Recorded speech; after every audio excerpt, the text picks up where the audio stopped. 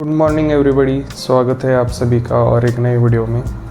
तो दोस्तों, हर रोज़ की तरह आज भी हम फ्रेशन अप हुए एंड अभी हमारी आज बहुत दिनों के बाद आपने तो मुझे पहले ही बार देखा होगा कि मैं गर्म कॉफ़ी पी रहा हूँ, क्योंकि आज ना मौसम ही ऐसे बढ़िया हो गया है। बहुत दिनों से यार ये गर्मी कब से छूटेगी ये सोच रहा था और आखिरकार आ ही गया वो दिन। एक्चुअली दोस्तों कैसे होता है कि गर्मी के बाद तुरंत जो बारिश गिरते हैं ना, उससे बहुत सुकून मिलता है, क्योंकि गर्मी के दिनों में आपकी बहुत परेशानी होती है। एक्चुअली मेरी तो बहुत ज़्यादा हो जाती है यार, इतनी वाट लगती है ना कि ये पूरा दिन भर गर्मी गर्मी गर्मी, फैन के नीचे बैठो, ये करो वो करो, बाहर जा नहीं पाते, दोपहर को कहाँ पे नहीं घूम पाते। लेकिन जो ये बारिश का मौसम होता है इतना सुकून देता है, आपको क्या ही बताएं। अभी एक्चुअली पुणे में बहुत बारिश गिर रही है। कल रात भर बारिश गिरी, उसकी वजह से अभी पूरा ऐसे ठंडा लग रहा है, एकदम ऐसे चिल। और एक बात रही कि ना, ठंडी के दिनों में ना जिम में ट्रेन करने में भी बहुत मज़ा आता है, क्योंकि एक तो अपनी बॉडी ज़्यादा एनर्जी इधर उधर नहीं वेस्ट करती। लेकिन गर्मी में यार पूरी एनर्जी पसीना पहुँचते चली जाती है पूरी। तो आज का ट्रेनिंग सेशन होने वाला है हमारा पुश वर्कआउट, ओके। और अभी हम कॉफ़ी अपना लेंगे एंड कॉफ़ी लेने के बाद हम थोड़ी सी पढ़ाई करने के लिए बैठेंगे 1 घंटा एंड उसके बाद हम जाएंगे जिम के लिए, ओके। तो बने रहिए वीडियो में। तो दोस्तों, दिन की शुरुआत हमने की अपनी ग्रेट गर्मा गर्म कॉफ़ी से। बहुत दिनों के बाद ये ट्राई किया यार, बहुत बढ़िया लगा, बहुत ही मज़ा आता है। लेकिन मुझे ज़्यादातर कोल्ड कॉफ़ी पसंद है। थोड़ी सी 1 घंटा पढ़ाई करने से अपना माइंड रिफ़्रेश हो जाता है, मैं हर बार बोलता हूँ। एंड आज का मौसम था यार पूरा बारिश वाला, पूरा बारिश से भीग रहा था। मुझे छाता लेके जाने का ज़रा भूल गया, इसकी वजह से हम जिम ज़रूर गए, ओके। भीगते हम जिम ज़रूर जाते। देखो यही होता है ये beauty, this call as beauty, okay. मौसम बढ़िया था, ट्रेनिंग का बहुत ऐसा मोटिवेशन आया हुआ था। क्या ही लग रहा है, देखो ना यार, इस मौसम का क्या ही बोलूँ, जितनी तारीफ़ करूँ उतनी कम है दोस्तों। तो सुबह का वेट था 72 kg, ये ज़रा अपर एंड मोबाइल का वेट ज़्यादा हो गया। हमने थोड़ा सा वार्म अप किया और वार्म अप करने के बाद मैंने 2 वार्म अप सेट लगाए, जो कि हेवी भी लगाए। 22 kg से भी एक वार्म अप सेट लगाया, क्योंकि देखो दोस्तों, वार्म अप सेट ज़रूर क्यों हो जाता है, जिससे कि आपका ब्लड फ्लो बढ़ जाता है। एंड ये बात बोलता हूँ कि इससे एक तो आपके मसल जो रिलैक्स होते हैं वो एक्टिवेट हो जाती है, बहुत ज़रूरी हो जाता है। आप जब ये अपने जो ऐसे बिग क्या बोलते हैं, मसल को टारगेट करते हो या कौन से भी आप वर्कआउट लगाते हो, तो मैंने इसके 12 रेपिटेशन लगाए। देखो कोई नहीं, अभी मैं 25 से मार लेता हूँ, तो इससे मुझे 12 रेपिटेशन ऑब्वियसली जाएगी। लेकिन यार जो मैं 30 kg से मार रहा हूँ, मुझे शायद वो कम करना चाहिए, क्योंकि मेरे ट्रैप्स में बहुत दर्द हो रहा है यार। मुझे समझ में नहीं आ रहा। मैंने बहुत जोश के साथ ट्राई किया, लेकिन वो दर्द कम होने के बजाय वो एक्चुअली बढ़ गया है। अभी हम ट्राई कर रहे हैं कि उसको ये अवॉइड करेंगे। देखो एक चीज़ होती है भाइयों, इतना बड़ा वेट उठाना कहने में सिंपल लगता है, लेकिन उठाने में बहुत फटती है। मुझे पहले सेट में सिर्फ 4 रेपिटेशन गए, बाद में 5 और बाद में भी 4 ही गए। थोड़ा सा भी इम्बैलेंस पूरी वाट लगा देता है। देखो यहाँ पे गया पहला रेपिटेशन, ओके।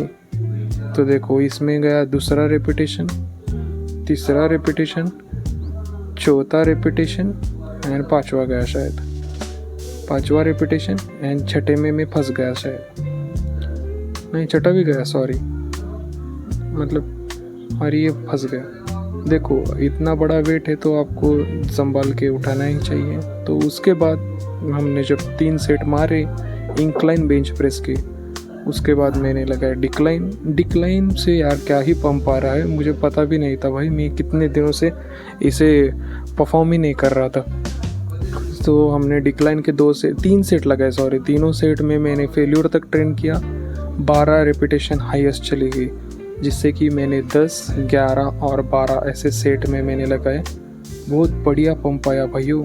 इसमें भी सिंपल सा लॉजिक है। अब मैं आपको सजेस्ट करूँगा भाई, जब भी आप डिक्लाइन करते हो तो आप बार के थ्रू जा सकते हो, क्योंकि वो देखो पीछे ये क्या कर रहे हैं, उसे ही समझ में आ रहा है, वो भी आए थे। हाँ, मैं क्या बोल रहा था कि आपको मैं यही सजेस्ट करूँगा कि आप जब भी डिक्लाइन परफॉर्म करोगे तब आपको बार से परफॉर्म करिए, क्योंकि उसमें बैलेंस करने का चक्कर नहीं होता। जब आप डंबल से करते हो परफॉर्म तो ये प्रॉब्लम हो जाता है कि डंबल को हैंडल करना है, उसको बैलेंस करना है, अपने पोस्चर को बैलेंस करना है। इसमें कुछ नहीं भैया, आपके पोस्चर पे ध्यान दो एंड दैट्स इट। सिर्फ बार को अपने गले पे डाल के मत लो, वहाँ पे अच्छे से रैक किया करो, ठीक है। उसके भी हमने 3 सेट लगाए पूरा फेल्योर तक। उसके बाद आया भाई एक 10 on 10 एक्सरसाइज जिसे बोलते हैं शोल्डर ओवरहेड प्रेस, जो कि बहुत ही बढ़िया एक्सरसाइज है आपके शोल्डर को ग्रो करने के लिए। इसके भी मैंने 3 सेट लगाए। तीनों सेट में मैंने फेल्योर तक full contraction range of motion के साथ ट्रेन किया, क्योंकि देखो मैं इतना ध्यान में रख के ट्रेन कर रहा हूँ कि भाइयों मुझे ना ये सिर्फ ध्यान में रखना है कि वॉल्यूम एंड क्या बोलते हैं, मैं कितना वेट उठा रहा हूँ उसे ही वॉल्यूम बोलते हैं, एंड कितने रिपीटिशन मारता हूँ ये मैटर नहीं करते भाई। मेरा मसल ट्रेन हो रहा है, मेरा मसल फेल्योर तक जा रहा है, दैट्स इट। मेरे लिए इतना ही काफ़ी। मैं ज़्यादा लोगों के बारे में सोचता नहीं हूँ, अपना अपना देखता हूँ भाई, तभी जाके मुझे ये ग्रोथ मिली है या प्रोग्रेस में मुझ में दिख रही। और उसके बाद मैंने लगाया अपना ट्राइसेप्स रो पुश डाउन। ट्राइसेप्स रो पुश डाउन का देखो दोस्तों, मैंने इसके 3 सेट लगाए। बहुत सारे बच्चे हैं जो कि बार से भी लगाते हैं, वो आप बार से भी लगा सकते हो, जो जिसका जैसी सोच है। मुझे पहले लगता था कि जो बार है वो कम इफ़ेक्टिव होता है एज़ कम्पेयर टू रोप, लेकिन ऐसे कुछ नहीं है भाइयों। आप बार से भी कर सकते हो, आप जिसमें कंफर्टेबल हो उसमें कर सकते हो, ऐसी कोई बात नहीं। सिर्फ आपको आपके पोस्चर पे फोकस करना है। देखो बाहर बारिश अब भी चालू है यार, मुझे समझ में नहीं आता ये बारिश कब रुकेगी, लेकिन बढ़िया लगता है भाई। इतनी गर्मी थी तो बारिश ऑब्वियसली आएगी भाई, बढ़िया मज़ा आया मज़ा। और ये शायद मैंने रील के लिए शूट किया, लेकिन चलो कोई बात नहीं, आपको दिखाई देते कि हम कैसे ट्रेन करते हैं अपने आप को।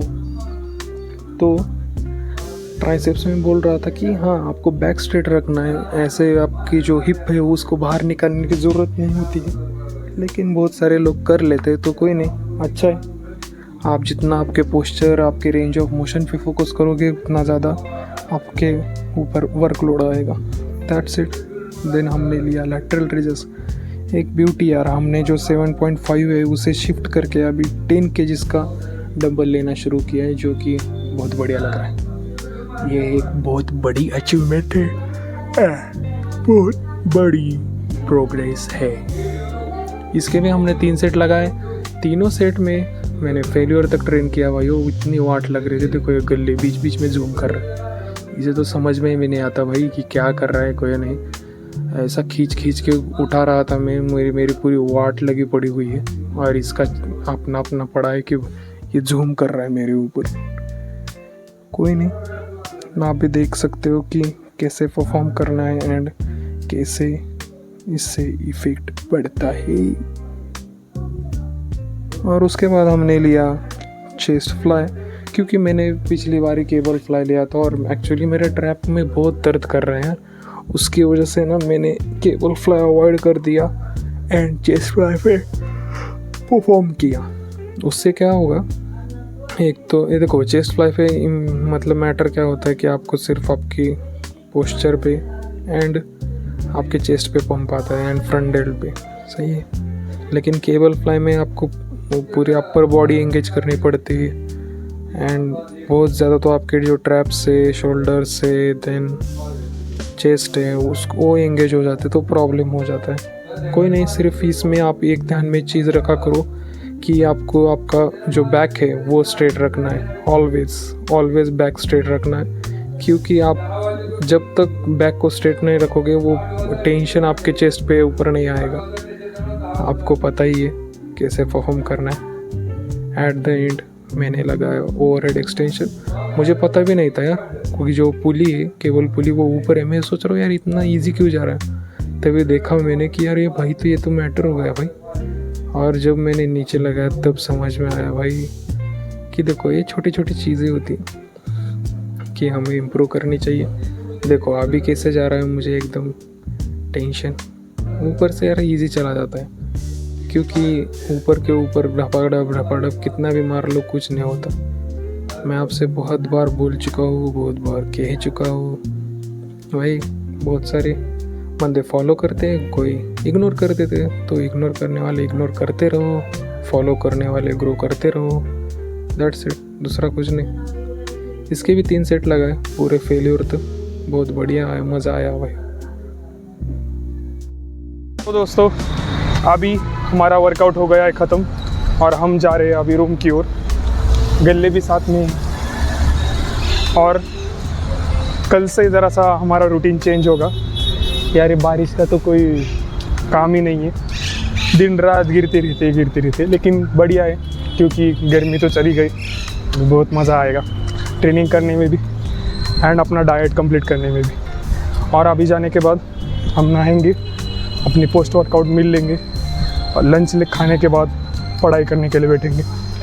तो अभी आपको मिलते हैं डायरेक्ट शाम को। ओके, तो बने रहिए। जिम से आने के बाद नहा धो के हमने एक पीनट बटर सैंडविच खाया। उसके बाद मैंने क्रेटीन लिया लंच के बाद। क्रेटीन मोनोहाइड्रेट हर दिन 5 ग्राम या 3 ग्राम आप ले सकते हो। बहुत ही इफ़ेक्टिव सप्लीमेंट में से एक है और बहुत बढ़िया सप्लीमेंट है। सीज़न का पहला आम खा के हम रात को निकल पड़े अपनी जर्नी के लिए। आपको पता ही है कि जर्नी में कहा जा रहा हूँ, मैं घर जा रहा था एक्चुअली काम की वजह से, दूसरा कोई नहीं। बहुत एक्साइटेड था लेकिन जाना तो पड़ता ही है और कोई नहीं, बहुत खुशी थी कि मुझे घर जाना है। पीएमटी पकड़ी, पीएमटी से हम निकले अपने स्टेशन की ओर एंड टिकट निकाल के देखो कितना डेंजरस। प्रहलाद से मिलकर बहुत खुशी हुई, उसने चॉकलेट लाया था।